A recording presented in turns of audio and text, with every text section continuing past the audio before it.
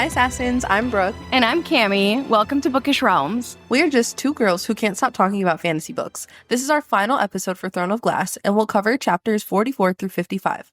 I can't believe we're at the end of the first book already. Next, we will have a mini-sode explaining the basics of the Massverse, and followed by a full-length episode on the Massverse connections. Check out our Instagram and TikTok for our full schedule. For this episode, the chapter summaries and character discussion are spoiler-free, but the rest of the pod does include spoilers for all of Throne of Glass. This podcast is for mature audiences only. Cami, take it away, girl. Let's get into some chapter summaries. As a reminder, this is a non-spoiler section where we summarize the chapters we'll cover in this episode. So if you haven't read the entire series, but you have read chapters 44 through 55 of Throne of Glass, you can listen to this section. Chapter 44. Selena has an unsettling encounter with the king in the hallway, and she's absolutely terrified. She can sense that there's something dangerous about him, something more than just his presence. Meanwhile, Chaol is suspicious too. He's uneasy about the fact that the king has returned to the castle with the news that his entire traveling party died during his last trip. To top it off, Selena shows off her improved fighting skills to Chaol, and he's clearly worried about how deadly she's become. It's starting to dawn on him just how powerful she is as an assassin. Chapter 45. Things get even more intense. During training, Selena notices something strange about Cain. He's unnaturally strong due to his summoning of the Ritterak and stealing the dead competitor's strength. At the same time, Nox, who's been quietly observing Selena, figures out her true identity. He realizes that she's not some random jewel thief. She's Otterland's greatest assassin, the queen of the underworld, here to fight for her freedom from Endovier. After she warns him about the increasing danger in the competition, Nox makes the decision to leave. It's such a smart move on his part. Oh, and we also get a glimpse of Kaltain's growing madness. It's more than just headaches. She's having these eerie, strange visions whenever she's around Cain. Chapter 46. We shift to Dorian's perspective. He's out hunting, but his mind is completely consumed by thoughts of Selena. He's struggling with his feelings for her, unsure of what to do. The final duel is quickly approaching, and Dorian can't fathom the thought of losing her. Meanwhile, Selena's deep in thought about her future as the king's champion. She's conflicted about what it means to stay in the castle and the cost of the freedom she's after. Chapter 47. It's the start of the final duels. Kaltain, who's being manipulated by Duke Parrington, poisons Selena's wine with bloodbane. Cain, of course, easily defeats Renal in this duel. It's brutal. But one of the most significant moments is when Selena chooses Nehemia's staff as her weapon. It's such a powerful statement, showing her loyalty to Eelway and her connection to Nehemia. Chapter 48. Selena quickly defeats Grave in her first duel, but the bloodbane poison starts to kick in. She's completely unaware that she's been poisoned and is struggling during her final duel against Cain. She's dizzy and weak, and things start to escalate quickly. Chapter 49. Selena starts hallucinating during her fight with Cain, seeing these terrifying demonic creatures. Cain is absolutely brutalizing her, and it seems like she's on the verge of losing. But even in the chaos, Chaol is on the sidelines, urging her to keep going. And in a shocking moment, Cain rips off Elena's amulet from around Selena's neck, and all hope seems lost. Chapter 50. Things take a magical turn when Elena appears in Selena's hallucination and helps her fight off the demons. Elena also lifts the effects of the poison, giving Selena the strength she needs to turn the fight around. Selena manages to wound Cain, securing her victory in the duel.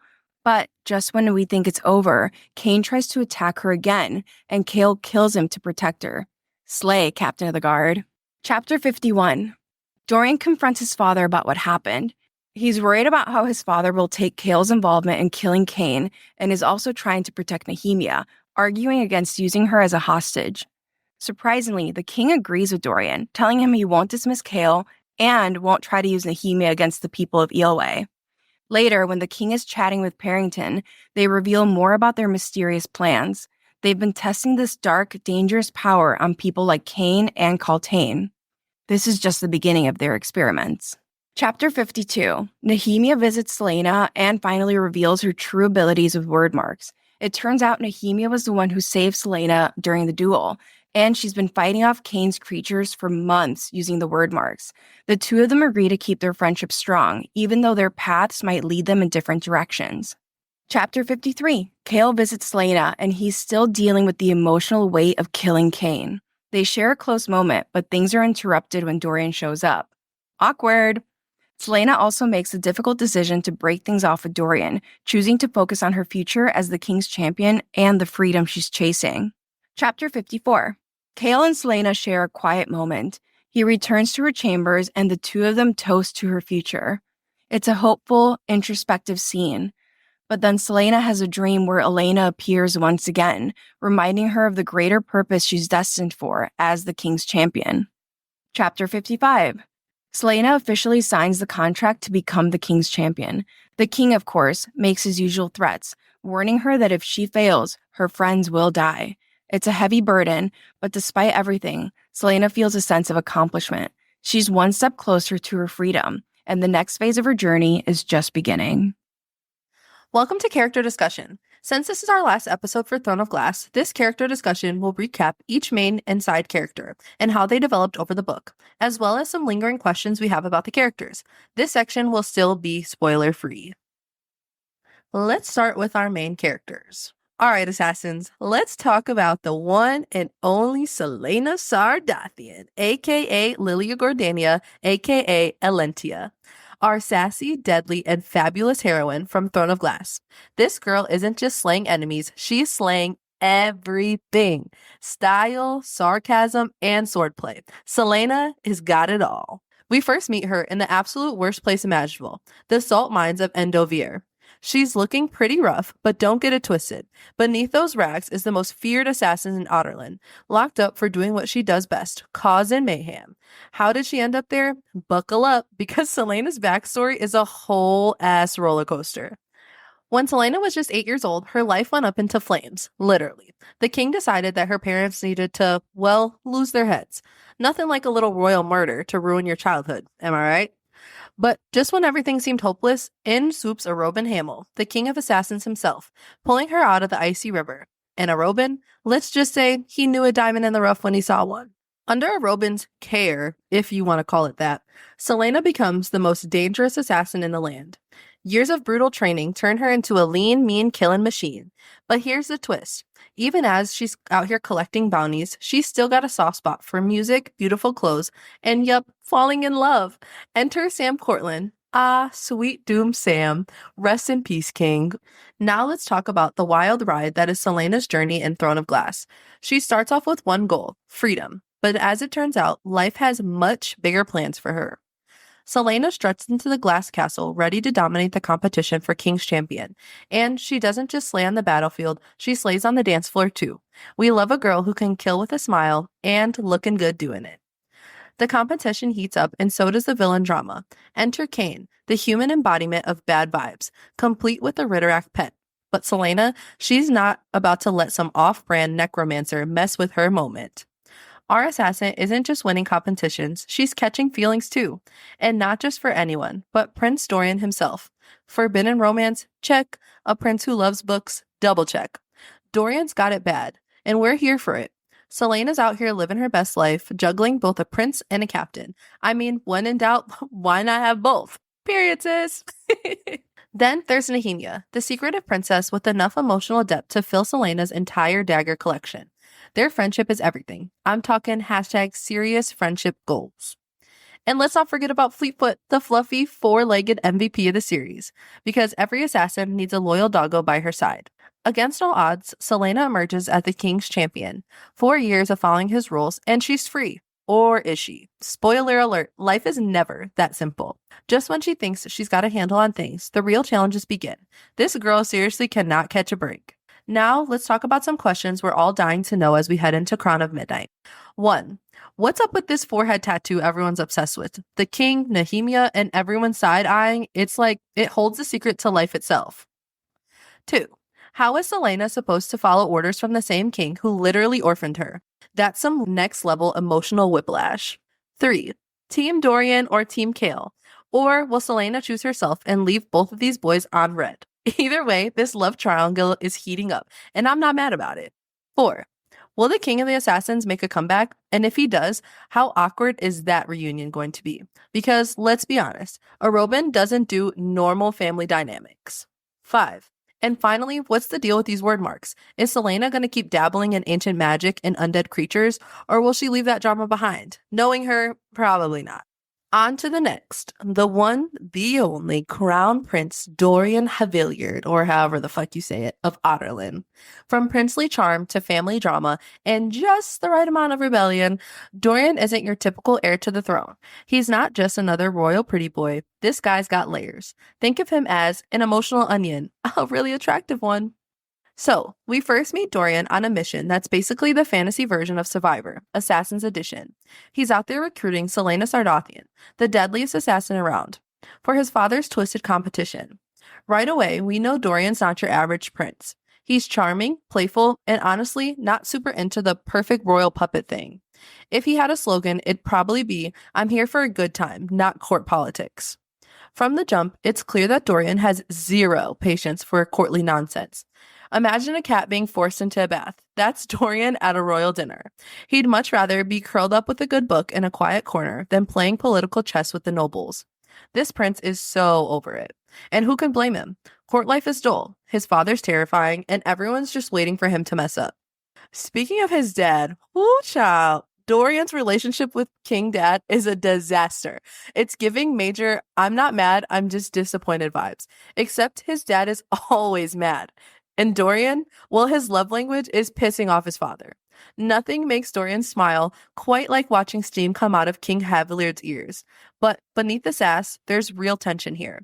Dorian's not exactly Team Dad, but doesn't buy into his father's brutal ruling style. But does he stand up to him? Not yet. For now, Dorian sticks to muttering snarky things under his breath and playing the part of dutiful son, with just enough rebellion to keep things a little interesting. Can we take a moment to appreciate the bromance between Dorian and Kale? These two are the definition of friendship goals. Kale might be the captain with this literal stick up his ass, but Dorian is the playful yin to his serious yang. Their friendship feels genuine, the kind of bond that makes you believe in lifelong loyalty. But with Kale and Selena's relationship heating up, we can't help but wonder, is this bromance about to hit a rocky patch? Fingers crossed that a little romance drama doesn't ruin this dynamic duo. Let's talk about Dorian's feelings for our girl Selena. It's obvious from the start our boy is smitten, and can you blame him? Selena is fierce, witty, and could probably kill him in his sleep, and apparently that's his type. And here's the real question. Is it love, or is it just a fleeting princely infatuation? As the story unfolds, Dorian's affection for her blossoms, but it also becomes clear that there's more to this connection than romance. If nothing else, they're destined for one hell of a friendship. One of my favorite moments in Dorian's arc is this gem. She made him want to be a man who deserved to wear a crown. Like, swoon, that right there, that's what makes Dorian's story so compelling. It's not just about finding love, it's about realizing that he wants to be better. Selena challenges him not just as a romantic interest, but as a person. She makes him see that he can be more than just a figurehead. And suddenly, we start to wonder, could this restless, book-loving prince actually have what it takes to be a great king one day? But of course, Dorian's story leaves us with some serious questions. First up, rebellion brewing, question mark. Will Dorian fully grow a backbone and stand up to his father? Are we on the brink of a full-blown princely rebellion, or will Dorian keep playing it safe with a side of sass? And let's not forget about the romance question. Who is going to capture our crown prince's heart for real? Will it be a court lady with fluttering eyelashes? Or will Dorian surprise us all with an unexpected love interest? Either way, I'm here for the royal matchmaking games. And last but definitely not least, the friendship dilemma. With Kale and Selena's budding romance, what's going to happen to Dorian and Kale's bromance? Are they strong enough to weather some potential jealousy, or is this friendship heading for some serious turbulence? Let's hope these two can keep their epic bond intact, because I'm not emotionally prepared for our friendship breakup. Dorian's character arc is one of quite complexity. He's charming and easy to love, but beneath that charm is someone grappling with big questions about identity, loyalty, and purpose. He's not just a prince in a pretty package. He's a young man trying to figure out who he is in a world that expects him to be something else entirely. And honestly, watching Dorian struggle, grow, and challenge the expectations placed on him makes him one of the most compelling characters in the series. Whether he ends up defying his father, finding true love, or just carving out a space for himself in the messy world of politics, one thing is for sure. This is a prince worth rooting for. Let's talk about Cale Westfall, our guy, the one, the only captain of the guard. And look, I'm not alone when I say this. Who would have thought we'd actually end up liking Cale by the end of this book? Because when we first met him, yeah, this dude has a stick so far up his ass, it's practically a part of his spine. Cale is all about rules, structure, and duty. For him, everything is black or white. People are either good or bad, with no wiggle room in between. This man plays life strictly by the book. You make one wrong move and boom, he's judging you like it's his full-time job. And trust me, he takes his job very seriously. He's got royal duties to uphold, and anything outside of that, not his business. At least that's how it starts. Then Selena Sardathian enters the picture, and whoo, she does not make it easy for him. From the moment they met, Cale is all tough love. He takes no crap from her and basically just barks orders at her during training. Honestly, it's kind of hilarious how hard he tries to keep his walls up around her. And how could we not forget the line? Yep, you know which one I'm talking about. When he sees Selena's scars for the first time and says, "What did you do to deserve those?" Yikes. Not exactly Prince Charming behavior. I mean, seriously, Cale, read the room. That comment was not winning you any points. But here's the thing about Cale. This dude goes on a journey. As he spends more time with Selena, those rigid lines in his mind start to blur. It's like he slowly realizes, maybe not everything is black and white. And plot twist, just because someone's an assassin doesn't mean they're an awful person. In fact, the more he gets to know her, the more he realizes that Selena isn't just not evil. She's actually kind of amazing. And guess what? Mr. Rules and Duty catches some serious feelings, big ones. Before he knows it, he's out here risking everything to save her life. Not once, but twice. And yeah, that's a pretty big deal for Captain Stick Up His Ass. But it's not all smooth sailing for Cale, because our guy is struggling. It's not just about falling for Selena. He's dealing with some major internal conflict. He built his whole identity around being this perfect soldier who follows orders and does the right thing. But now he's starting to question what right even means. He's doubting himself, his choices, and even his place in the world. But of course, this is Cale we're talking about. So we can't help but wonder, is this personal growth going to stick? Or will he self-sabotage and slide right back into Captain Buzzkill mode? I mean, let's be real. Old habits die hard. And what's next for him now that he's opened himself up to this whole idea that the world isn't just black and white? Can he really handle the messy, complicated world Selena lives in? Or is it only a matter of time before he's back to burying his feelings behind a wall of rules? And then we get this absolute gem of a moment. Ugh, I love this scene. Cale squeezed her hand, his skin warm in the frigid air. "Give him hell," he said. Like, literally, who is this man? Selena, come get your man, sis. The Cale we met at the beginning of the book would have been horrified at the idea of falling in love with an assassin, let alone threatening to rip the world apart for her. The glow up is real. Honestly, Cale's development has been so satisfying to watch. He starts the book as this rigid, duty-bound captain, but by the end, he's questioning everything he thought he knew and falling head over heels for someone who challenges him at every turn. It's messy, it's complicated, and it's exactly the kind of character arc that keeps us hooked. But the big question is, where does he go from here? Will he dive into this relationship with Selena and embrace the chaos, or will fear drag him back to being the cold, by-the-book captain we met at the start? Only time will tell, but one thing's for sure, I'll be here for every twist and turn. Nehemia Yicker, our favorite rebel princess of Eelway. Honestly, when I first met Nehemia, I was a little sus. I mean, she's walking around the castle acting like she doesn't know the common tongue, but somehow she's sneaking off to read books in the common tongue. Make it make sense, right? I was over here like, girl, what are you hiding? Well, as it turns out, she was creeping around, but not for shady reasons.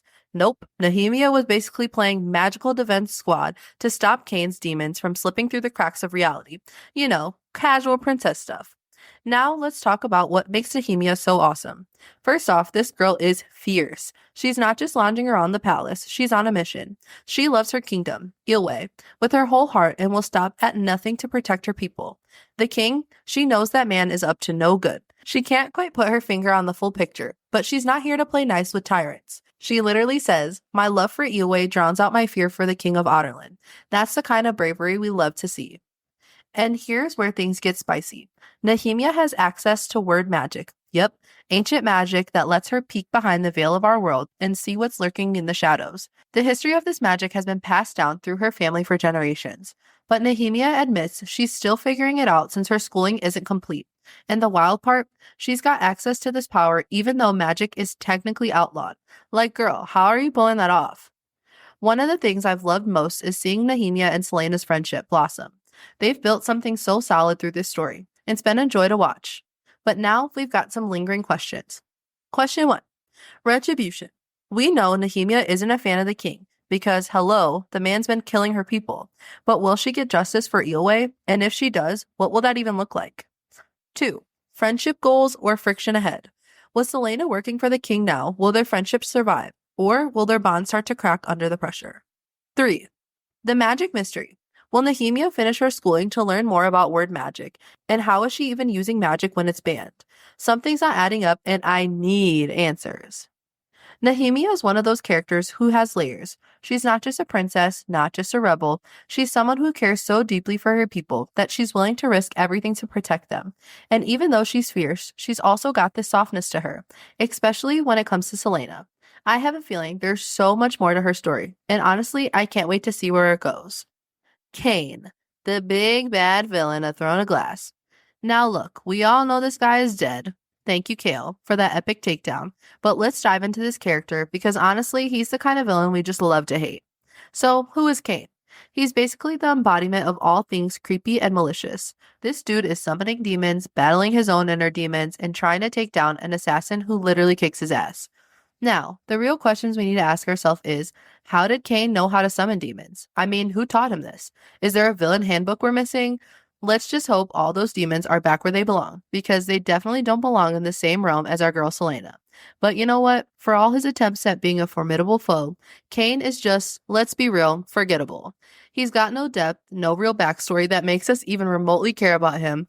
His fight with Selena was more of a watching a toddler throw a tantrum moment than an epic showdown. She beats him with style and grace, and we love every second of it. In the end, Cain is a classic example of a villain who thinks he's a big deal but ends up getting schooled by the real badass of the story. He's a reminder that not all villains have to be complex. Sometimes they're just there to make our main character shine even brighter.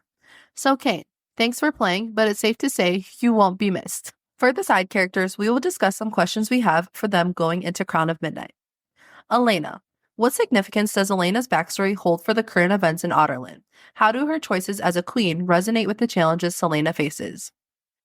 Also, considering what we learn about Elena in the first book, how do you think her character will evolve or continue to impact the storyline in subsequent books? What unresolved questions about her character do you hope to see addressed? Next, Caltaine.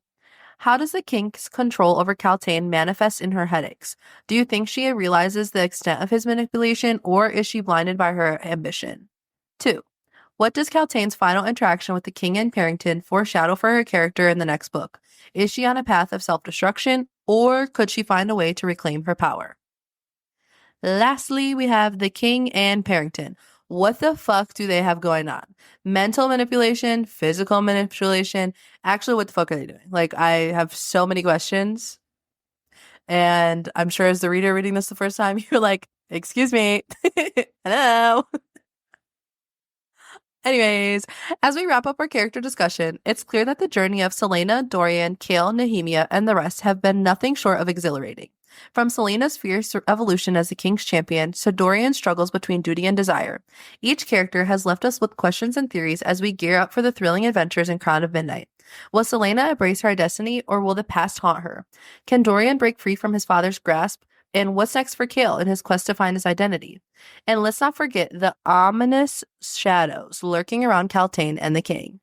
World building. Let's explore this world. Here we cover the main world building elements that come up in chapters 44 through 55.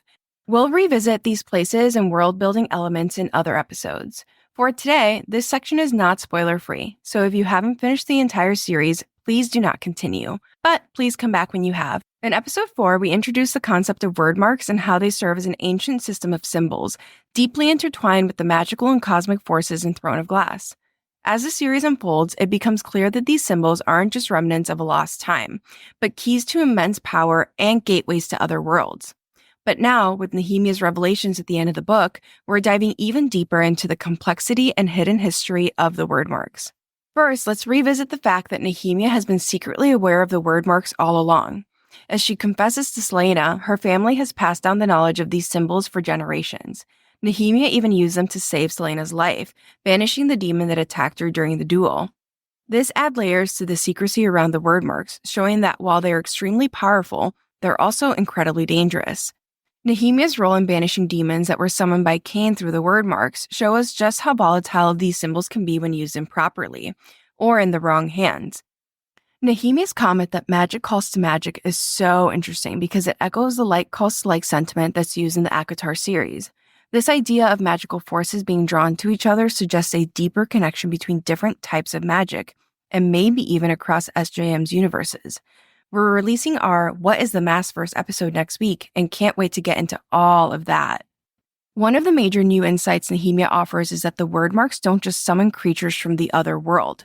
They can also heal and protect. She drew protective marks under Selena's bed to guard her from the Ritterak, showing us that these symbols are not just tools of destruction, but can be harnessed for good as well. Now let's talk about Urd. The word marks could be seen as part of a larger ancient mythology linked to Urd, who is one of the 3 goddesses in Norse mythology. Urd represents fate, time, and the weave of destiny. Though we don't get the full picture in this book, we do get hints that Urd's power is tied to the word marks. The very name word shares roots with Urd, suggesting a deep connection between the marks and the cosmic forces of destiny and fate in this world. Urd governs not only life and death, but also the paths that intertwine multiple worlds. Also, the fact that Urd represents fate makes the word marks quite literally marks of fate. They're not just symbols of power, but also of destiny itself. The other worlds Nehemia mentions are realms beyond Aurelia, some dark and dangerous, while others contain beings of immense power and goodness, like Queen Elena, who Nehemia was able to summon through a word mark portal to save Selena. This reinforces the idea that the word and word marks are a conduit or connection between worlds. They can create gateways that let in both good and evil forces. As Nehemia reveals, opening a true word gate takes a staggering amount of power. Cain, with his limited knowledge, could only keep these gates open briefly, enough to summon creatures like the Ritterak. But Nehemia, using the word marks, not only sent the Ritterak back, but called on Queen Elena from another realm. This shows us the duality of these portals. They can bring forth horrors, or they can bring salvation, depending on who wields them.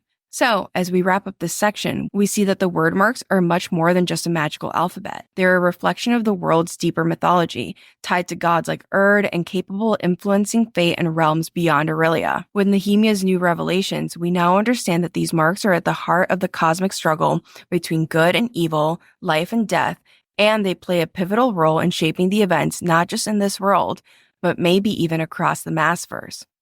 And as always, we've only scratched the surface. It's only the first book. There's so much more to uncover about the word marks and their connection to the larger forces of fate, magic, and otherworldly realms. We'll definitely return to these elements in future episodes as more is revealed throughout the series. This is our analysis and foreshadowing section, which is not spoiler-free. We'll break down parts of the text that tie into or foreshadow future events in the series. If you have not read all of Throne of Glass, please do not continue. Okay, so let's dive into this scene between Selena and Nox. This is such a pivotal moment for Selena, and really for Nox too. Yeah, totally. I mean, they're competitors in this deadly game, but Selena still warns him about the danger around them. It's one of those moments that really showcases her complexity. She's an assassin, right? But she's also so compassionate. Exactly, and what makes this moment even more interesting is how Nox pieces it all together. He starts putting the clues together, realizing that Selena is way more than the pretty girl from Belhaven he thought she was. His intelligence really shines here. He's quick to connect the dots, which not everyone in the competition could do. Definitely. When he says, "You were a slave in Endovier," you can feel the weight of that question. He's starting to see just how deep her story goes. Right, and even though Selena doesn't confirm it out loud, you get this sense of vulnerability from her. She's been so guarded throughout the competition, keeping her identity as Selena Sardathian a secret. But here, it's out in the open. Even if it's just for a moment, she's exposed. And then Nox's reaction, like, it's such a big deal. He chooses to leave the competition and keep her secret. He chooses to trust her, and that's so important for someone like Aelin. There's this mutual respect between them, almost like an unspoken alliance. He doesn't try to use this information against her, which he totally could have. Exactly. It's that unspoken code of honor. He sees who she really is and respects her for it, enough to walk away rather than risk both of their lives. And I think this scene adds depth to the competition too.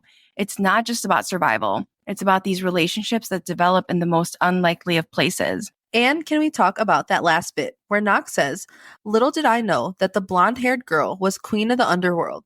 It's such a great moment because, yeah, he's calling her a queen, but it's also foreshadowing. We know Selena's destiny is so much bigger than even she realizes at this point. Yes, that line is so loaded. It hints at the power she's going to grow into, the role she'll eventually play, not just as a skilled assassin, but as someone who's going to change everything. Plus, Nox sees her for what she is, a ruler in a way, even before she realizes it herself. That's honestly the beauty of this moment. It's not just about Nox figuring out who she is, it's about us as readers getting a glimpse into Selena's future. This scene lays the groundwork for so much of what's to come. And here's where things get really interesting. This favor that Selena does for Nox in Throne of Glass, warning him and essentially saving his life, comes full circle in Kingdom of Ash, the last book in the series. Yes, this is what I love about SJM. She plants these like little seeds early on and then they bloom when you least expect it. Nox calls her Queen of the Underworld. When he first pieces together her identity, then later on he realizes that she actually is his queen. Exactly. In Kingdom of Ash, Nox runs into Lysandra, who's pretending to be Aelin, and he instantly realizes something's off. He figures out the disguise because of his history with Selena, the real Aelin. And it's such a powerful moment, right? Because we have this scene where Nox says, "So Erwan knows you're not Aelin?" And Lysandra's like, "What?" It's such a tense moment because she has to stay in character, but Nox is too smart to fall for it. He's been there. He knows her. Exactly. He even calls out how Selena, Aelin, looked amused when she cut men into ribbons. That's something only someone who knew her back then would be able to point out. And then you get this callback to their time together in the competition. Nox basically says, "I had no idea until today. I wound up unwittingly training alongside my queen." Yes, it's this moment of realization for Nox, right? He's been fighting alongside the rebels, and then suddenly he's like, "Oh, I was training next to my queen the whole time." It's kind of mind blowing for him. And again, these are the moments and experiences that make Aelin such a great queen. What's great here is how Nox still sees Selena, the assassin, as a friend. Even though she's now Aelin, Queen of Terrasen, he doesn't forget the bond they formed back at the Glass Castle. And now, months later, he says he's at their disposal, even if Lysandra's just pretending to be her. I honestly love that. He doesn't just say, "Okay, I'll keep your secret." He actively wants to help. And when Lysandra asks him the cost of his silence, Nox is like, "Why would I tell Darrow? I serve Terrasen and the Galathinius family. I always have." He's a loyal king. Yeah, and his loyalty is even deeper because of that warning Selena gave him back in Throne of Glass. He says, "I owe my friend Selena a favor for her warning at the castle, plus saving my life before that." So this is more than just politics for Nox. There's a real emotional tie here. It's a beautiful full circle moment. And it's amazing how that small act of compassion from Selena, just telling Nox to leave the competition, ends up becoming something much bigger in the final battle. Nox doesn't forget it, and now he's ready to risk being branded a traitor to help Aelin's cause. Yeah, it shows how those little acts of kindness and loyalty pay off in the long run. Nox might have seemed like a minor character at first, but this moment proves that no one is insignificant in this story. And you've got to love how SJM ties it all together. This isn't just a callback for the sake of nostalgia. This is a crucial moment in the final book that shows how the bonds Selena built, even back when she was trying to survive the competition, have lasting impacts on her fight for Terrasen. Absolutely. This scene reinforces how Selena's journey isn't just about her. It's about all the people she touched along the way. And Nox's return is a reminder of that, bringing the past and present together in such a meaningful way. Okay, let's dive into Selena's dream because there's so much going on here, and it's one of those moments that's packed with hidden meaning and foreshadowing. Definitely. So here's the dream. Thundering hooves beat the frozen ground. She must reach the bridge. It couldn't cross the bridge. Right away, it feels like a memory from her past. We know this is younger Selena running because she even describes her young legs. It's this deeply traumatic moment where she's trying to escape something chasing her. Exactly. And the really interesting part comes when she describes the thing behind her. The sound of approaching demon filled the air. This is huge. The fact that she calls it a demon is such a subtle but powerful hint, because later in the series, we find out that her parents' murder was connected to the Valg. Yes, and what's even more fascinating is how this description of a demon ties back to how she later describes the Valg creatures she encounters during the duel. She calls both of them demons, even though at this point in the story, she hasn't fully understood the Valg or their connections to her past. Right. And it's not until Kingdom of Ash that we get confirmation of this. Maeve reveals that Erewhon sent a low-level Valg prince to murder her parents. So, what Selena is remembering here isn't just a nightmare. It's her mind recalling the night when a Valg creature was involved in her parents' death. And this really adds another layer to her trauma. Her whole life has been shaped by this event, and even in this dream, we can see how she's still trying to process it, even if she doesn't really understand what was chasing her. The imagery, trees ripping at her, stones slicing her feet, the mud holding her down, it's all about how trapped she felt that night and how impossible it was to escape. And this dream, combined with the later descriptions of the Valg as demons, foreshadows the larger battle Selena, well, Aelin, will face. It's not just a purple. What? It still sounds purple. It's not just a Purple. personal memory. It's a clue to the war between the Valg and her people that's been brewing for centuries. So let's get into Kaltain again, because this episode's set of chapters give us more insight into those headaches she's been having. Remember, in episode 4, we talked about how Kaltain first blames her headaches on her opium use, but we know there's way more going on behind the scenes. Yeah, those headaches aren't just from opium. They're actually tied to Parrington and the wordstone magic in his black ring, which he is using to manipulate and control Kaltain.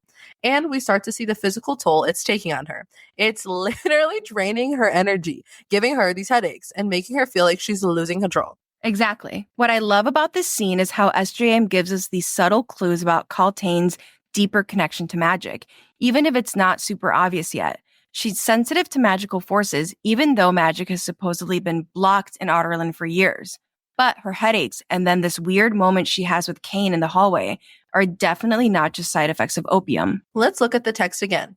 Kaltain is walking through the castle when she sees Kane and says, "Shadows seem to leak from him, flowing onto the stones and the windows and the walls like spilled ink. The whispers of wings filled the air." Ugh, I love that description. It's creepy and it really sets the tone for what's happening. Kaltain's clearly being affected by something way darker. The shadows leaking from Kane are the effect of the Valg that's possessing him. The sound of wings, it's a lot more than just a drug-induced hallucination. Exactly. And the thing is, Kaltain probably doesn't even realize what's happening to her yet. She's being influenced by dark magic, but she thinks she's just losing it because of the opium or exhaustion. And we know that later on, this is all going to build up to her gaining control of this power in Queen of Shadows, when she uses her shadow fire to take down Parrington's bitch ass. So, this is where her arc really starts to take off, even if she's still in the dark about it. Yeah, her headaches are the first sign that something is wrong, and it's all tied to magic. We also touched on this before, but Kaltain, along with Roland and Nehemia, are all naturally sensitive to magic, even though it's blocked in Otterland. And we're just speculating here, but is this because of the Wordstone towers? Like the clock tower in the courtyard of the castle. It's these towers that are suppressing magic, but maybe because Kaltain has this magical connection, she's feeling the effects of it, whether she realizes it or not. Right. It's not just Kaltain feeling physically ill from the closeness of the magic blocking device. Maybe it's that she's attuned to it, and that's why she's having these visions and hearing the flapping wings. It's almost like that magical energy that's being expended to create the wyvern is traveling through the wordstone and manifesting itself. So even though magic is supposed to be gone, people like Kaltain, Roland, and Nehemia can still sense it. And speaking of those flapping wings, there's another big hint of the darker forces at play. We don't fully know what's going on yet, but those wings, wyvern, baby! Like, we can't wait to introduce everyone to Abraxas. We love him. He's so cute. Yeah, it's definitely laying the groundwork for all of that. I love how it's all interconnected. The headaches, the visions, the magic, it's not just random. It's building up to something much bigger. And SJM plants these seeds so early on, making Kaltain's eventual transformation so much more satisfying when we actually get there. I agree. So while it seems like just another headache moment here, it's actually a huge sign of what's to come. Kaltain's headaches, her connection to magic, and the influence of Parrington's black ring. It's all foreshadowing the role she'll play later in the series, and it makes her arc one of the most surprising and badass and heartbreaking ones in the entire series. Kaltain's story still haunts me. The scene of her being hauled away after Parrington throws her under the bus for the poison. Heartbreaking. We can't talk about Kaltain's role without hitting on some Valg connections. One thing we've been saying since day one is if you see black eyes or a black ring, you can bet there's a Valg inside that person. And this section is packed with hints of that.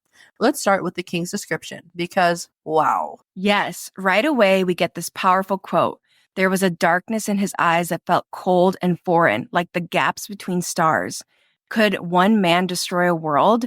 Was his ambition so consuming? This description screams Valg. That sense of cold, foreign emptiness is key. And then there's that air of death around him. It's almost identical to what Celaena feels when she's near Cain and that black void.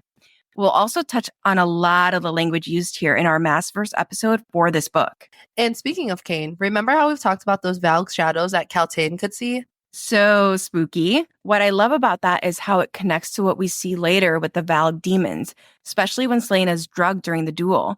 The imagery, darkness leaking, shadows moving, it's all mentioned there too. Yes. And what makes Cain so terrifying is how he's not just physically transformed by the Valg. That quote about him reading Celaena's memories, right under that wall you built on top of it, I can see it clear as day. Cain knows who she is, Aelin.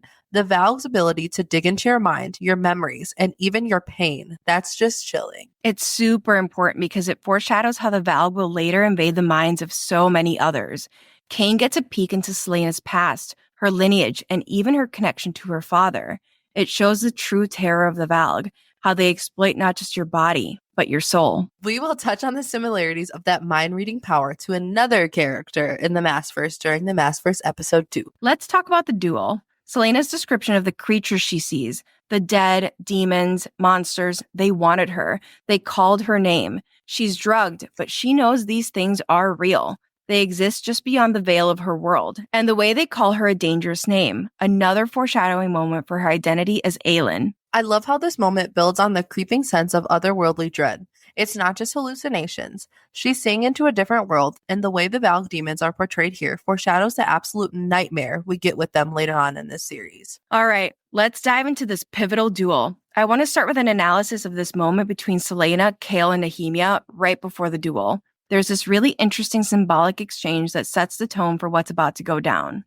Celaena turned to Chaol, but instead of handing her the plain as porridge sword she usually wielded in practice, he drew his own blade. The eagle-shaped pommel glinted in the midday sun. Here, he said. Ugh, Chaol with his protective instincts. He's basically giving her a piece of himself with that sword. Exactly. And Celaena's reaction is so important here. She looks into his eyes and sees the rolling earthen hills of the north. It's more than just a weapon. It's loyalty. It's history. It's their bond. There's even a moment where Celaena feels a golden chain that connects them. Yeah, it's really deep. And then Nehemia steps in with her staff, right? It's a parallel moment that completely changes the dynamic. Nehemia leaned in to whisper in Celaena's ear, "Let it be with Eelway weapon that you take them down. Let wood from the forest of Eelway defeat steel from Otterlin." And you can just feel the weight of what Nehemia is asking. She's not only offering a weapon, she's offering a choice, a symbol, a reminder of the bigger battle against Otterlin tyranny. It's almost like Nehemia is reminding Celaena of her true self, beyond the assassin, beyond the champion. Yes, and that moment reflects back to Elena's earlier words to Celaena. Both Nehemia and Elena want her to be more than just a killer. They want her to become a force for change. And that choice, it's the start of Celaena questioning her role in all of this. Fast forward to the duel, and we see how crucial these moments are. Celaena's already at a disadvantage, secretly drugged with bloodbane. Cain is just demolishing her, and it gets brutal. Cain even hits her where it hurts most, psychologically. He taunts her with her past. What was it like when you woke up between your parents, covered in their blood? That hits her hard, and you can see her starting to fall apart. Celaena starts hallucinating and sees these terrifying visions. There were more of them. More appeared. The dead, demons, monsters. They wanted her. They called her name. Most of them had wings, and the ones that didn't were carried in the talons of others. It's like she's teetering on the edge of two worlds, and the more she fights, the deeper she sinks into this terrifying nightmare. And then the worst part, when Cain breaks Nehemia's staff, it feels like everything crumbles for Celaena. It's like her hope shatters right along with that staff. But then we get that turning point when Chaol reaches out from beyond the chalk line and tells her to get up. It's this powerful moment that pulls Celaena back, even though she's drugged and almost defeated. And we have to talk about the parallel here because this moment echoes two future scenes in Air of Fire. First, there's Rowan telling her to get up when Selena feels like she has nothing left. And later, when she faces the Valk and sees her younger self, Aelin telling her to get up. Yes. Both scenes tie back to this duel. It's like the universe keeps telling her to rise, no matter how broken or hopeless she feels. The duel is the first of many times when Selena has to find the strength to keep fighting, even when everything seems lost. But, of course, Cain doesn't let up. He taunts her mercilessly. He's trying to break her mind as much as her body. And then we see the real horror in her hallucinations. The monsters clawing at her, trying to drag her into a world. And what's worse, Cain rips away her amulet, her one protection, and leaves her completely vulnerable to the bloodbane and her visions. Yes, they came for her is such a chilling line. She's fighting this endless wave of horrors, dead things, demons, and she's about to be swallowed by darkness. But then Elena appears. And from another world, Elena swept down, cloaked in a golden light. The ancient queen's hair glittered like a shooting star as she plummeted into Aurelia. This is such an epic moment. Elena just burst through, scattering the dead because Nahima was secretly using the word marks to summon her. And despite everything, Selena is still in this dark, horrible world, barely clinging to reality. But Elena's presence changes everything. Cain's sword comes down, and Elena saves her. Even though we're certified Elena haters, this is pretty epic. And she doesn't just stop there. Elena holds back the dead, challenges them with her sword, like a literal warrior queen. The way she stands between Selena and those demons, you feel her power, her Fae heritage in full display.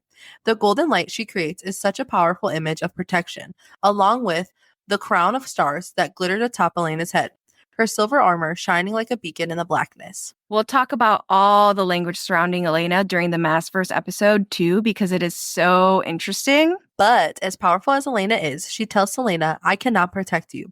It's such a hard truth, but it also pushes Selena to fight for herself. She's not just being saved. Elena's giving her the tools to survive, but she has to act.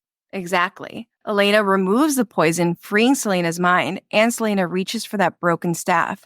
It's like her last chance, her final burst of strength, and it comes down to her will to survive. And our girl is a survivor. Cue the song, I'm a survivor. I'm gonna, whatever the hell the rest of the lyrics are. Selena rallies, finds that final burst of strength, and wounds Cain with a broken staff. Right before that, though, he says the line that haunts me. You were brought here. All of you were. All the players in the unfinished game. My friends have told me. Why do I have this feeling that we're still seeing this game being played out in Crescent City and in Akatar? Shivers. It gives me shivers. But I love how this duel blends everything. Physical action, psychological tension, and the supernatural. It's a complete showcase of Selena's resilience, and it literally pains me to see how much she can take mentally and physically. But it also shows us the importance of her allies. She doesn't win this alone. Nehemia, Kale, even Elena, they all play a part in helping her survive and win. And in the end, despite being drugged, poisoned, and outmatched, Selena pins Cain and secures her victory as the King's champion. This duel is just a masterclass in storytelling. It's about fighting, yes, but it's also about finding the will to keep going, no matter what. It sets the stage for who Selena will become and the battles she'll face in the future. Now let's dig into this crucial moment during the duel where Kale kills Cain. It's a defining point for Kale as a character, and it has a lasting impact on him. What makes this moment so powerful is that it's his first kill, and we see later that it really shakes him to his core. Without thinking, without understanding, Kale leapt between them and plunged his sword through Cain's heart. Kale's sword clattered to the ground. He dropped to his knees beside Cain, but didn't touch him. What had he done? This scene highlights something really important about Kale. He's the perfect archetype of the good soldier. His whole life has been about duty, loyalty, and following the rules. But in this moment, he acts on instinct. He doesn't really think. He just reacts to save Selena. After it's done, he's left asking, what have I done? Exactly. Up until this point, Kale has lived by a very strict moral code. Killing Cain doesn't just break a rule for him, it breaks something inside him. And that's where we see how Selena is slowly breaking down that good soldier archetype. She's challenging his black and white worldview, forcing him to confront the moral gray areas. That's what makes their relationship so compelling. Selena's this chaotic force that disrupts everything Kale believes in, but in a way that makes him rethink his duty. By killing Cain, he doesn't just save her life, he crosses a line that he never would thought he would. And then we get that moment where Cale admits it was his first kill. It's not just about taking a life, it's about the fact that deep down, he wanted to kill Cain. That's why I can't stop thinking about it, because it was easy. I just took my sword and killed him. I wanted to kill him. That confession really hits hard. Cale's not just struggling with the fact that he killed someone, he's grappling with the fact that he didn't hesitate, that he felt justified in doing it. And in a way, this moment plants the seed for his internal conflict in the later books, where he has to face the consequences of his choices and question his loyalty to the crown. Yeah, and the way SJM wrote this scene is brilliant because it mirrors the story of Cain and Abel from the Bible.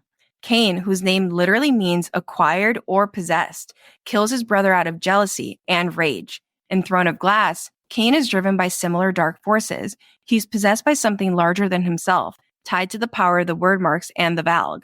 That's a great connection, especially when you think about how Cale could represent Abel in this scenario. Abel is often seen as the good brother, the one who sacrifices and does the right thing, while Cain becomes a symbol of destruction and chaos. Cale stepping in to kill Cain is like an inversion of the biblical story. He's stopping the evil, but it comes at the cost of his own inner peace. And that really sets the tone for Cale's journey throughout the series. Killing Cain marks the beginning of his transformation.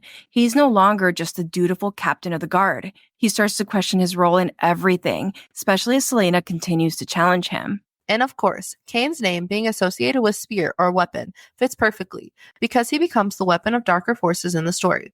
His death doesn't just free Selena, it's a pivotal moment that sets off a chain of events leading to a larger revelation about the word marks and the Valg. Absolutely. It's a small but significant moment that reflects how Throne of Glass builds on these archetypal stories, but twists them in ways that deepen the characters and their arcs. Let's dig into Nehemiah's revelations towards the end of Throne of Glass, because this moment holds so much weight when viewed through the lens of what we learn later in Empire of Storms. Nehemiah drops several bombshells here. Everything from her knowledge of the word marks to her deeper understanding of the magic lurking in Aurelia, to her own secret agenda in coming to Rifthold. But the real kicker is that later in Empire of Storms, we found out that she knows exactly who Selena is. This goes way beyond her ability to see through the veil of magic. Nehemia is fully aware that Selena is Aelin Galathinius, the lost queen of Terrasen. At this point, Selena has no clue about her destiny, the prophecy, any of it. But Nehemia, she's been acting on this knowledge from the moment they met. It changes everything Nehemia does, and honestly, it makes me so angry. Her insistence on being close to Selena, even down to making her practice Eelway, it all takes on this double meaning. She's trying to guide Selena toward her true destiny and identity without fully revealing what she knows. Exactly. And that adds layers to the guilt and burden Nehemia carries. There's a line in this set of chapters where she admits that pretending not to know anything became harder and harder, which shows us that inner conflict she's experiencing. Knowing Aelin's identity and the prophecy about her makes Nehemia's decision feel so much more purposeful. She's not just trying to protect Selena, she's setting her up for the role she'll play in the future war against Erewhon and the Valg. In Empire of Storms, we learn that Nehemia understood the prophecy, and her sacrifices are a part of ensuring that Aelin survives to fulfill it. It's hard for me to see this as anything other than using Aelin, though. There's also Nehemia's knowledge of the word marks. I mean, she straight up lies to Selena about them for months. When we revisit this with the context of Empire of Storms, we realize that Nehemia's understanding of the word marks is far more advanced than she lets on. It's not just a family secret, it's a key part of the war that's coming. Also, we have to note on how Nehemia and Elena use the word marks during the battle. We went through and checked, and they're the only two characters in the series who have mastered the word marks to the point where they're able to trace them in the air, rather than physically write them, which is how Aelin, Rowan, and the rest of the characters use them. And the word marks themselves are tied to the prophecy and to Aelin's ultimate power, which we see Nehemia hint at in subtle ways. For example, when she saves Selena during the duel, she's not only using the word marks to heal and protect, but also preparing Selena for the power that's brewing inside her. Yes, that's such a crucial moment. It's almost as if Nehemia is giving Selena/Aelin breadcrumbs to follow. The fact that Nehemia is summoning Queen Elena, another figure tied to Aelin's lineage and destiny, shows how deeply she's involved in guiding Aelin towards her future role. What's especially interesting is how Nehemia mentions realms beyond Aurelia, which in Empire of Storms, we see come to life as Aelin starts to realize her power stretches across worlds. It's also heartbreaking when you think about how Nehemia's sacrifices are all part of that larger plan. She understands the stakes of the war against Erewhon, and that for Aelin to rise, she has to be pushed, sometimes brutally, towards embracing her true identity. And let's not forget, Nehemia knew she was walking toward her death. In Empire of Storms, we get confirmation that Nehemia understood her death in Crown of Midnight was necessary to propel Aelin forward. This moment when Nehemia lies to Selena about her knowledge of the word marks and the prophecy is one of those pivotal turning points where you realize Nehemia has been orchestrating much of what happens behind the scenes. Absolutely. And speaking of pivotal moments, Nehemia also points out that she's seen the word mark that appeared on Selena's forehead during the duel appear on there before. This is another critical piece of foreshadowing that comes back later when Aelin's full power is revealed. Nehemia knows that the mark isn't just some random symbol, it's Brandon's mark, and it's tied to Aelin's identity, the prophecy, and the sacrifices she'll be asked to make. At this point, we as readers don't know the full implications of this, but looking back after Empire of Storms, it's clear Nehemia was aware of how significant Aelin's destiny was going to be. The complexity of Nehemia's character is so fascinating. She's not just a sidekick or a mentor figure, she's a key player in Aelin's fate. Every action she takes, from lying to Selena about the word marks to banishing demons in the shadows, is driven by her deep knowledge of what's coming. And this brings us to the heartbreaking reality that Nehemia's death is ultimately what pushes Aelin to start embracing her destiny. The foreshadowing we see here, the way Nehemia speaks about the word marks and what's to come, sets up Aelin's entire arc as the one who will face down Erewhon and the Valg. So, when you reread this part of Throne of Glass again after reading the entire series, you realize that Nehemia knew exactly who Selena was and what she had to become. All right, so let's dive into this scene where Selena is dreaming about the tomb after the duel. This moment where she's having these visions about being trapped in the sarcophagus. Honestly, it's freaky as hell, and it ends up being so much more than just a nightmare.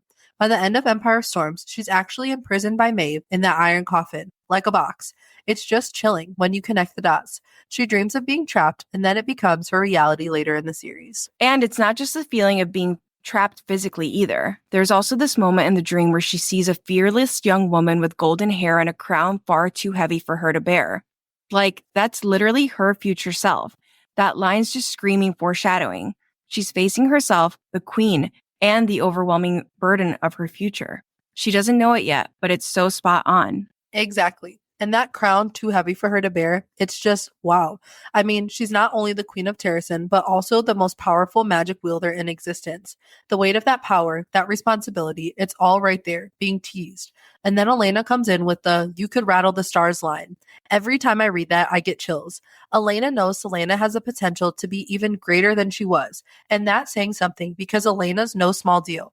She's basically telling Selena, you have no idea how powerful you are, but I do. And it's crazy because you see Selena kind of brush it off. She doesn't even know how to process that. But deep down, she does know. Elena says it perfectly. That's what scares you most. Selena's afraid of her own power, her destiny. It's a really pivotal moment of realization. Right. Like, she's not just destined for greatness, she is greatness. And Elena pushes her to recognize that. There's also that super telling line when Selena pauses in the hallway and says, "Thank you for saving my life." And Elena responds with, "Blood ties cannot be broken." This is another one of those moments where we're getting breadcrumbs. Elena basically tells us they're related, even though we don't fully realize it yet. Yeah, that line has so much weight in hindsight. And when she says blood ties can't be broken, it foreshadows the enormous price Selena will have to pay later. She's literally asked to give up her life to forge the lock. Elena saves her here, but there's always that looming sacrifice, which is the whole reason Elena saves her to begin with. Aelin is going to pay that price. Exactly. It's almost as if from this point on, you can sense that Selena's journey is building towards this ultimate brutal choice. The entire series is preparing us for that moment. And I love how this scene has all these subtle layers. It sets the stage for her future challenges, from the burden of her crown to the blood ties that bind her to her destiny that she cannot escape. So, in these last few chapters, there are just so many hints that Dorian's powers are about to break free. I mean, by the time we get to Crown of Midnight, we know that Dorian's powers explode. But here, you can see the tension building up. It's all about to snap. Let's talk about those clues. Yes, there's definitely this sense that Dorian is on the edge. He's under so much pressure, and it's a miracle that he hasn't just lost it yet. You get lines like, "It was a miracle Dorian hadn't snapped yet, but he needed this audience with his father." Like, the tension is so thick, and you can feel that something's got to give soon. Right, and then you see it again with his temper flaring. Dorian's temper flared with a dizzying speed. It's so interesting because it's not just him getting angry, it's that out of control, dizzying feeling that makes you think something is about to break. And it's tied to his magic, even though he doesn't realize it yet. And we start to see hints of how his magic manifests, especially through ice. There's this line where it says, Dorian drowned in cold rage that lay inside of him.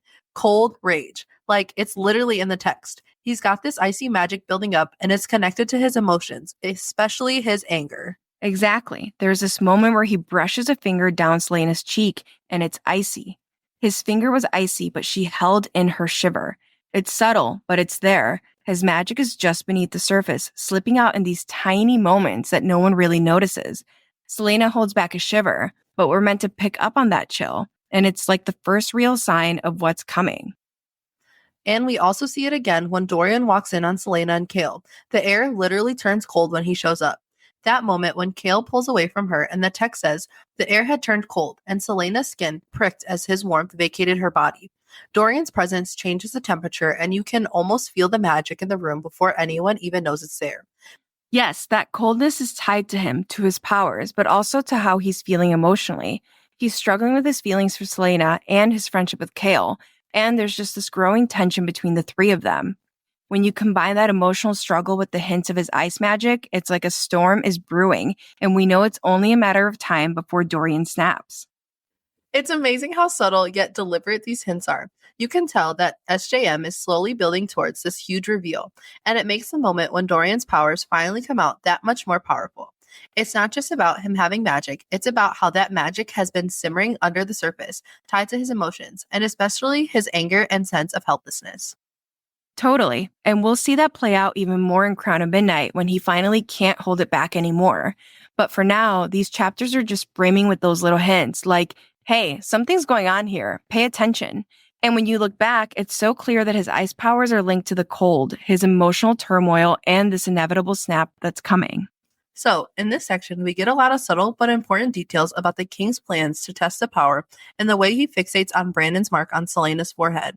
We're starting to get deeper into the mystery of what exactly the king knows and what he doesn't know. Yeah, it's really interesting because you can see the king is scheming.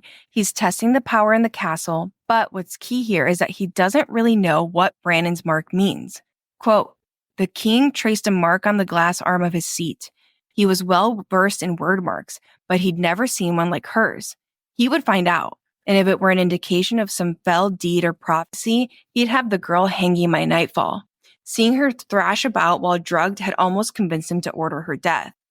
But then he'd felt them, felt the angry and furious eyes of the dead. Someone had interfered and saved her. The fact that the prophecy is literally marked on her forehead is setting off alarms about who Selena is, but he has no clue what that mark actually means. Right, and we have to remember that Erewhon is hiding dormant inside of Duke Parrington.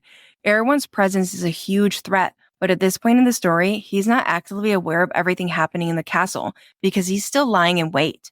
So even though we know Erewhon is this ancient force, he doesn't realize who Selena Aelin actually is. That's a really important point.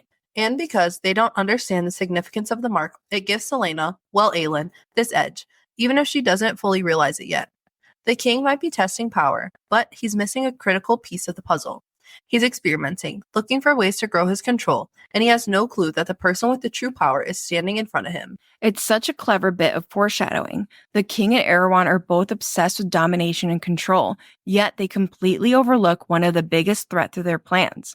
Brandon's legacy, alive and well in Aelin. That's something the Valg and Erewhon can't comprehend yet. Exactly. The king and Erewhon are focusing on brute force and manipulation, but they're blind to the fact that Aelin's power isn't something that they can control or understand. The Valg inside the king doesn't see the mark for what it is, and that gives Aelin the time she needs to grow stronger, to become the queen she's destined to be. And last for our foreshadowing section, let's hit on some parallel lines. We covered the get up bit, but there's two others that pop up in this set of chapters. As Selena is breaking up with Dorian, he insists that he'll find a way to tell his father and mother that they're together. Which, side note, we love Rowan, but damn, were we robbed of them being endgame. No, literally, I could never break up with the Dorian Havalier. But even though he tries to keep her from breaking up with him, Selena asks, to what end, Dorian? I'm your father's minion. You're the crown prince. And I just love how this ties into what Rowan and Aelin say to each other. To whatever end. I'm not sure if it was intentional, but it's just such a sweet little connection. And then the line that ends not just the book, but ends the entire series. Tell me tomorrow. No, because why did I get choked up reading that? The last line of Throne of Glass and Kingdom of Ash before the A Better World epilogue is the same. Tell me tomorrow. Such a full circle moment. I love it. And next, our favorite moments. These are moments in this set of chapters that we really just loved. What drew me into this quote is the power of unexpected connections between Dorian and Selena. At the start of the book, I never would have imagined that the Crown Prince and the assassin would become not only friends, but also, briefly, something more. This moment hints at the nature of their bond and throughout the series, as they face the Valg, the burdens of their crowns, and their internal struggles. Despite everything, their friendship remains the same. Sweet, playful, and a little chaotic. Quote, I knew you'd win the moment I met you, he whispered, and her heart wreathed as she understood what lay before them. Though I'll admit that I didn't quite see this coming. And no matter how frivolous and twisted that competition was, I'm grateful it brought you into my life. As long as I'll live, I'll always be thankful for that. Do you intend to make me cry, or are you just foolish? Dorian leaned forward and kissed her. It made her jaw hurt. It's literally so sweet. I love them so much. And this next quote from Nehemia really hits me because it highlights the connection between her and Selena, or Aelin. They mirrored each other, both as just two girls who deeply loved their kingdom and would do anything for their people. What makes this moment even more powerful is Nehemia's mention of their intertwined paths. As readers, we don't fully grasp the significance at this point, but it all becomes clear in Crown of Midnight when Nehemia's death sets off a chain of events that pushes Selena towards fully embracing her destiny as Aelin. Quote, my love for Eoway drowns out my fear of the king of Otterland, but I will not involve you, Alentia. Selena almost sighed with relief, though it shamed her to feel that way. Our paths might be entwined, but I think you must continue to travel your own road for now. Adjust to your new position. I love them. So cute. My favorite line in this set of chapters is when Kaltain yells, you scheming son of a harlot, at Duke Parrington as she's being dragged away to the dungeons. It's just so much better than saying, you scheming son of a bitch. Like, I legit laughed out loud when I read that. And that's the Kaltain I wish we could have gotten to know. And my favorite moment is definitely Chaol giving Selena his sword for the duel. Even though she didn't use it, it just hit different. Their arc and friendship is so special to me, and this moment was so sweet. I know Chaol did not see himself handing his sword over to the assassin he dragged out of Endovir, but they've grown to care so much for each other. The way this moment is described, too, is just so special. She found the rolling earthing hills of the north in his eyes. It was a sense of loyalty to his country that went beyond the man seated at the table. Far inside of her, she found a golden chain that bound them together. And lastly, here we will share what our initial thoughts were after we finished Throne of Glass. I'm going to go first. So I'm going to be so honest with you. When I first read Throne of Glass, I was like, what the hell am I getting myself into? Before this, the only other series I read was ACOTAR, and Throne of Glass felt way bigger and way more complex right from the start. But I ended up loving both, the plot and the characters. After finishing the first book, I thought, oh, this is a cute little story about an assassin and her friends. Never did I imagine how it would all unfold by the time I reached Kingdom of Ash. After this book, I was very much Team Dorian. I loved him. And I was absolutely not a fan of Chaol. He just gave me major rule follower vibes, and I wasn't into it. But what really stuck with me was how badass Selena was. She didn't fit into the box that the world tried to put her in. Yes, she was an assassin, and a damn good one, but she was also someone who deeply cared for the people she came to love. One of my favorite parts was her friendship with Nehemia. I thought, oh my god, they're going to be besties for the resty. And then SJM went ahead and ripped my heart out when Nehemia dies in Crown of Midnight. That's when I realized this wasn't going to be a cushy fantasy romance where everyone makes it to the end, like ACOTAR felt. When I first read Throne of Glass, I gave it 3 stars on Goodreads, but looking back, I'd bump it up to 4 stars. There are so many little connections from this book that come full circle in Kingdom of Ash. Rereading it with that perspective just really blows my mind. When I started reading Throne of Glass for the first time, I was into it immediately. But I also lined up for the midnight premiere of the Twilight books, so I've always been into fantasy. I know a lot of people think the real story doesn't get started until Heir of Fire or Queen of Shadows, but I was immediately hooked by the plot of the story. The competition, the assassin, the hot prince, and the loyal captain. The weird magic stuff, all of it was so interesting to me. I think on a reread, what stood out to me most is how good SJM is at distracting the reader. You think the story's about one thing, but she's setting up all these other things behind the scenes too. And there's so many elements from this first book that come up again and again. The way she weaves it all together is genuinely so impressive. I rated Throne of Glass 4 stars on Goodreads the first time I read it, and I stand by that rating. It is so crazy to say this, but that wraps up our deep dive for Book 1, Throne of Glass. We hope you enjoyed our analysis and theories. Don't forget to follow us on Instagram and TikTok, where our handle is @BookishRealmsPod. We'd love to hear your thoughts on these chapters, so drop us a comment or send us a message. Also, leave us a rating if you like what you heard. It really helps us out. Join us next week when we drop our What is the Mask first episode. Until then, keep reading, Assassins. Bye!